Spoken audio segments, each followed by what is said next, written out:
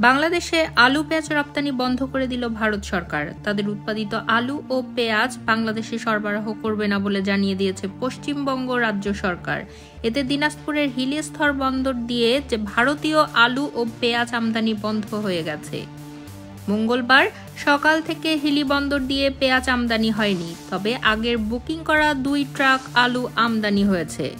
প্রতি কেজি আলু 70 টাকা দরে বিক্রি হয়েছে বন্দরে। একদিনের ব্যবধানে কেজিতে 10 টাকা বেড়েছে আলুর দাম, তবে স্বাভাবিক রয়েছে পেঁয়াজের দাম। এদিকে 2 দিন পেরিয়ে গেলেও স্লট বুকিং সমস্যার সমাধান না হওয়ায় ক্ষোভ প্রকাশ করেছেন ব্যবসায়ীরা।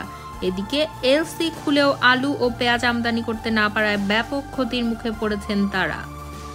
হিলি বন্দর আমদানিকারকরা জানান, ভারতের সৃষ্ট জটিলতা নিরসনে মঙ্গলবার কলকাতায় সংশ্লিষ্ট কর্মকর্তাদের সাথে রপ্তানিকারকদের ব্যবসায়ীদের বৈঠকের কথা রয়েছে।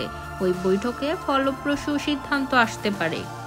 হিলি বন্দর আমদানিকারক এস.এম. রেজা বিপুল বলেন, হঠাৎ করে আলু ও পেঁয়াজ বন্ধ করে দেওয়া বিপাকে পড়তে হচ্ছে। ব্যবসায়ীদের দাবি, পূর্বের করা এলসির পেঁয়াজ ও আলু রপ্তানির সুযোগ দিক পশ্চিমবঙ্গ সরকার। এদিকে পূর্বের স্লট বুকিং করা একটি আলু বোঝাই ট্রাক বন্দরে প্রবেশ করেছে এবং পেঁয়াজের কোনো ট্রাক বন্দরে প্রবেশ করে নাই।